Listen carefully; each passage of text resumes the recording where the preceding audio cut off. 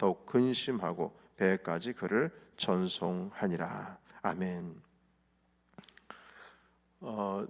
지난 며칠 동안 계속 우리 에베소 교회를 방문하고 이제 3차 전도 여행을 이제 생명의 삶을 통하여 우리 알아보았는데요. 우리 어제 함께 새벽 기도회를 하지를 못해서 말씀을 읽기만 했습니다만 지금 상황은 다시 3차 여행을 이제 마무리를 하고 그리고 예루살렘으로 이제 돌아가려고 하고 있습니다. 그런데 이제 돌아가기 전에 밀레도라고 하는 곳에 이르게 되었는데, 이제 바울 사도께서 이제 어제 말씀 우리 함께 읽었던 거 기억을 해보시면 오순절 안에 예루살렘에 도착하기 위해서 이제 배를 타려고 하는데 에베소까지 해서 지나가게 되면은 육로로 가게 되면 시간이 꽤 많이 걸리고, 그래서 오순절 그 시간에 맞춰서 내려가기 위해서 그 밀레도라고 하는 곳에서 이제 배를 타고 예루살렘으로 이제 가려고 하는 겁니다. 그런데 그 에베소에서 밀레도까지 거리가 한 30마일 정도 되는데요. 에베소에서 적어도 2년 있었지 않습니까? 그 아데미 신상 때문에 한바탕 소동이 일어났던 곳이 그 에베소인데 2년 동안 있었으면 그곳에서 이미 교회는 세워졌고, 그리고 많은 또 제자들뿐만 아니라 교회 지도자들도 세웠을 것입니다. 그래서 이 예루살렘으로 가는데 에베소 교회 사람들을 만나지 않고 간다는 것 자체가 마음에 걸리고, 그리고 이번에 예루살렘으로 가게 되면 무슨 일을 당할런지를 예상을 할 수가 없습니다. 물론 선지자나 성령께서 말씀하시기를 예루살렘에 들어가면 큰 환란이 있다. 그러니까 사도 바울이 이때부터 자신의 마지막 생을 준비하고 있는 것 같습니다. 그래서 에베소 교회 30마일 떨어져 있는 그 장로들을 밀레도까지 오게 하라. 오게 하라. 사람을 보내서 오게 합니다. 그리고 그 밀레도에서 마지막 인사를 그 에베소 교회의 지도자들과 함께 나누는 것을 이제 보게 됩니다. 여러분, 그래서 오늘 25절부터 읽었습니다만 우리 어제 함께 읽었던, 어제 생명의 삶 읽었던 22절과 23절 우리 같이 한번 읽어보도록 하겠습니다. 22절에서 23절. 자, 시작. 보라, 이제 나는 성령에 매여 예루살렘으로 가는데 거기서 무슨 일을 당하는지 알지 못하노라. 오직 성령이 각 성에서 내게 증언하여 결박과 환난이 나를 기다린다 하시나. 24절. 내가 달려갈 길과 주 예수께 받은 사명 곧 하나님의 은혜의 복음을 증언하니 이를 마치려 하면은 나의 생명조차 조금도 귀한 것으로 여기지 아니하노라. 아멘. 그러니까 이번이 지금 마지막일 것 같아서, 그리고 각 성마다 다닐 때마다 하나님께서 계속 말씀하시는 거예요. 예루살렘으로 가야 된다. 그러나 거기에 환란이 있을 것이다. 이렇게 말씀을 하고 계세요. 자, 그래서 이 에베소 지도자들을 마지막 이제 살아생전에 너희들의 얼굴을 더 이상 볼 수 없을 것 같다. 그래서 2년 동안 세웠던 지도자들, 한마디로 제자들, 자신의 제자들을 밀레도로 이제 불러오게 되었습니다. 저는 이 부분에서 이 목회자의 입장에서 우리가 이제 살펴보게 된다면 한 3가지 정도가 저에게 좀 인상적으로 다가오는 부분이 있는데요. 첫 번째는 무엇이냐면 그 22절에 보시게 되면 내가 성령의 매임을 받아 지금 예루살렘으로 가고 있다. 이 말씀인 것입니다. 이 결정은 자기 결정이 아니라 이것은 성령에 의해서 결정된 사건입니다. 그래서 무슨 일을 당할는지 모르는데 성령님에 이끌려서 지금 끌려가고 있는 중이죠. 근데 환난을 당하는 것은 분명히 알고 있습니다. 근데 그 환난이 어느 정도냐, 내가 목숨을 잃을 수도 있겠구나라고 하는 생각으로 지금 끌려가고 있습니다.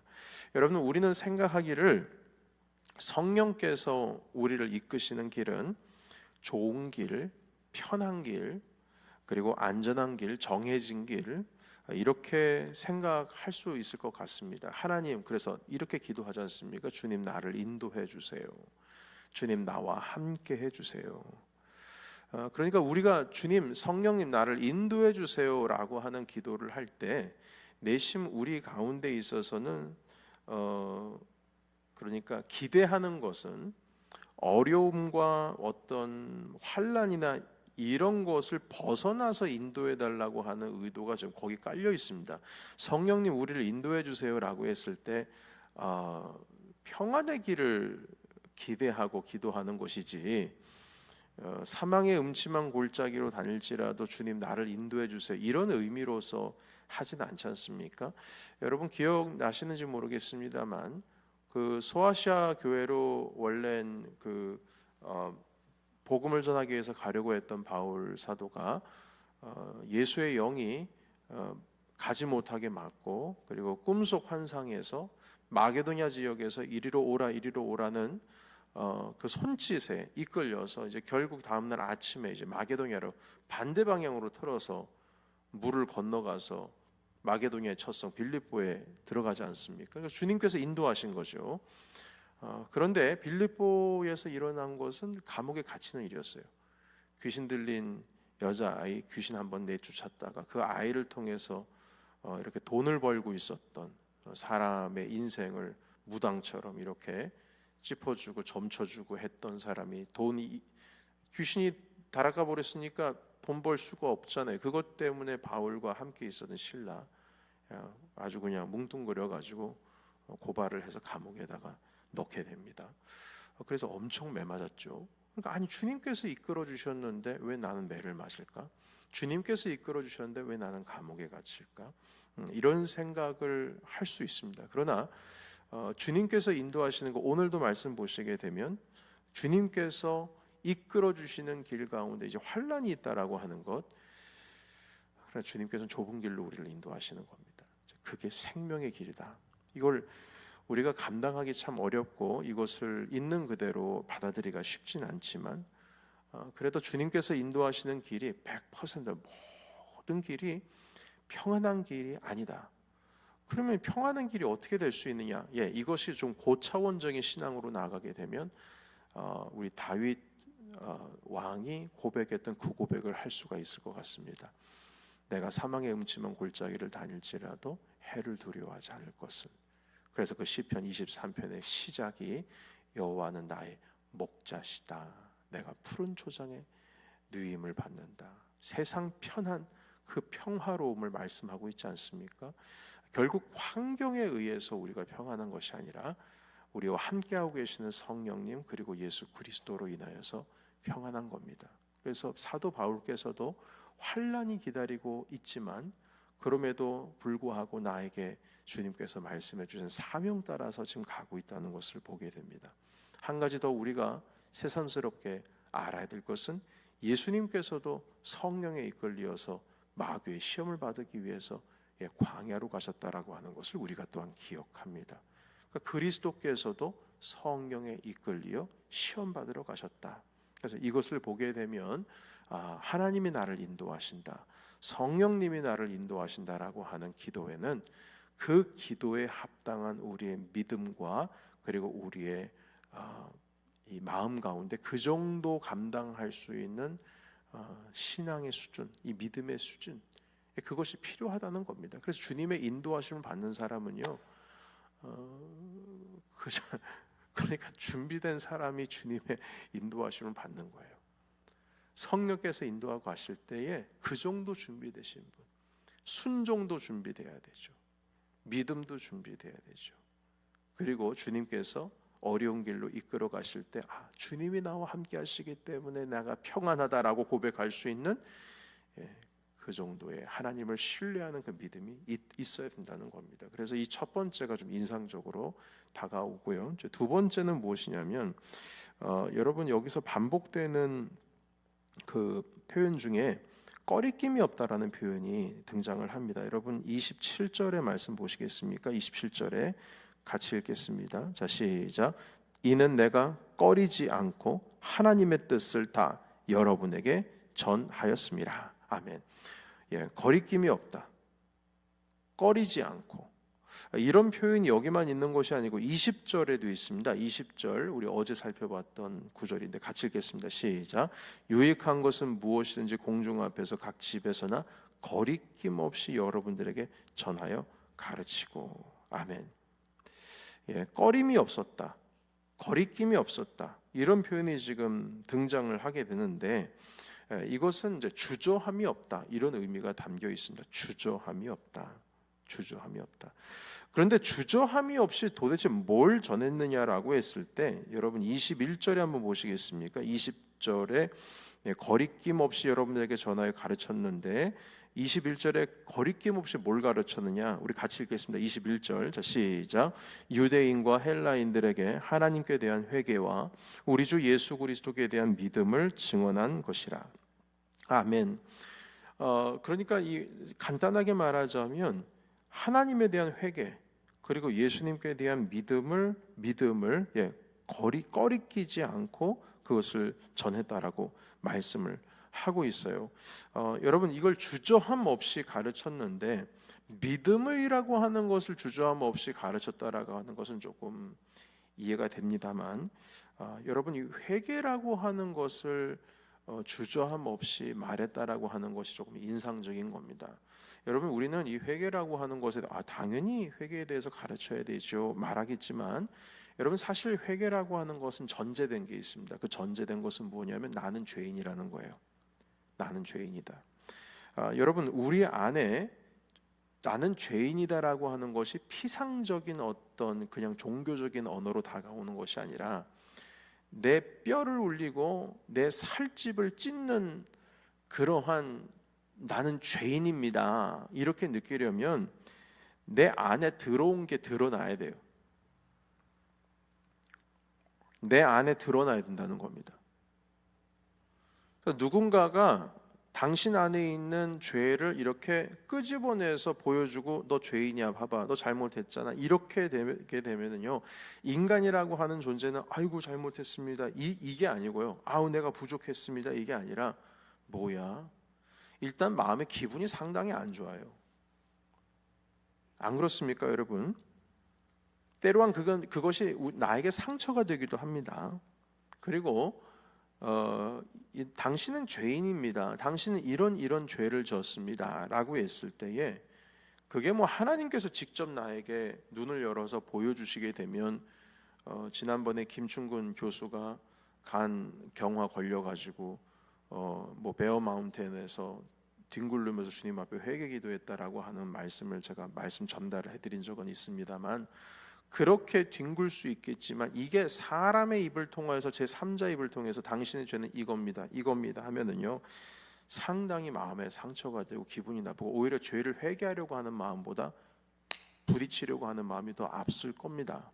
그러나 이 사도 바울께서는 회개에 대한 가르침 너는 죄인이다 우린 죄인이다라고 하는 것을 꺼리낌 없이 모두 다 말했다 주저함 없이 다 말했다라고 말씀하고 있습니다. 여러분 그래서 이러한 회개가 있어야 믿음이 있는 거거든요. 베드로 사도께서 말씀하셨습니다. 너희가 모두 죄인이라는 것을 인정하고 회개하고 세례를 받으라. 그러면 하나님께서 성령을 선물로 너에게 주시리라. 그게 믿음이라는 것이거든요. 그런데 이렇게 꺼리낌이 없이 주저함이 없이 우리가 죄인이다. 그래서 우리가 예수 그리스도를 믿는 믿음이 왜 있어야 됩니까? 우리가 죄인이니까 우리가 용서받기 위해서 십자가 복음을 받아들이는데 단지 여러분 우리가 믿음이라고 하는 것이 그냥 입으로 제가 믿습니다. 마음으로 믿어서 입으로 시인하면 그게 다 되는 줄 압니다만 그 믿음이 있기 전에 전제되어야 되는 것이 무엇이냐면 회개이고 회개가 있기 전에 전제되어야 되는 것이 무엇이냐면 우린 죄인이다. 죄인이니까 예수 그리스도의 십자가가 필요하다는 것이거든요. 여러분 그래서 믿음 자체가 이제부터는 내가 내 인생 내 마음대로 사는 것이 아니라 난 죄인이니까 나의 죄를 용서해 주신 예수 그리스도를 나의 왕으로 모시겠다고 그렇게 말씀을 드리는 것인데 이 죄라고 하는 것을 주저함 없이 다 말했는데 그 에베소 교회 성도들이 그 말씀을 다 받아들이고 주님 앞에서 회개했다는 겁니다. 그러니까 초대교회 성도들께서는 그 지도자들부터가 하나님 아버지 앞에 나는 죄인이다라고 하는 것에 그 고백이 바울과 지금 함께 움직이고 있다는 거예요. 그러니까 바울은 질책한 사람이고 죄를 끄집어낸 사람이고 에베소 교회 성도들은 사도 바울의 말을 그대로 100% 받았던 사람들인 겁니다. 여러분 그러니까 여러분 이 2년 동안 에베소에서 이제 가르쳤을 때에 그 끈끈한 그 뭐라 그럴까요? 하나님 아버지 안에서의 성령께서 이끌어 주시는 그 반딩, 한마디로 서로 이렇게 밀착이 돼서 영적인 교감이 다른 교회보다 상당하다고 말할 수밖에 없는 것이죠. 그래서 어떤 일이 일어난 줄 아십니까? 이것이 세 번째 제가 인상적인데요. 그것은 바로 이 눈물에 대한 이야기입니다. 여러분 37절에 있는 말씀 잠깐 보시겠습니까? 37절 같이 우리 36절부터 37절 읽겠습니다. 자, 시작. 이 말을 한 후 무릎을 꿇고 그 모든 사람들과 함께 기도하니 다 크게 울며 바울의 목을 안고 입을 맞추고 38절 다시 그 얼굴을 보지 못하리라 한 말로 말미암아 더욱 근심하고 배에까지 그를 전송하니라. 아멘. 여러분 목을 끌어안고 울었답니다. 입까지 맞추면서. 그러니까 이것은 단지 그냥 헤어짐, 단지 환난을 기다리고 있는 사도 바울이 마지막이다. 그것 때문에 운 것이 아니라 지난 2년 동안 또 3차 전도 여행이 있기까지 또 한 4년, 3년 또 1년 또 걸렸겠죠. 그 기간 동안에 있었던 수많은 그 사도 바울과 에베소 교회 성도들 간에 있었던 뭐라 할까요? 이 신앙과 믿음을 찾아가기 위한 그 여정이 얼마나 서로 친밀했는지를 보여주게 되는 겁니다. 그런데 여기만 그 눈물이 있는 게 아니에요. 여러분 보시게 되면 여러분 19절 말씀 보시겠습니까? 19절 제가 읽겠습니다. 우리 같이 읽어볼까요? 18절부터 19절 시작. 오매 그들에게 말하되 아시아에 들어온 첫날부터 지금까지 내가 항상 여러분 가운데서 어떻게 행하였는지를 여러분도 아는 바니 곧 모든 겸손과 눈물이며. 아멘. 그러니까 바울이 에베소 교회 성도들에게 겸손과 눈물로 가르친 이 사실을 에베소 교회 성도들이 알고 있습니다. 두 번째입니다. 31절 보시겠습니다. 31절 같이 읽어볼까요? 자, 시작.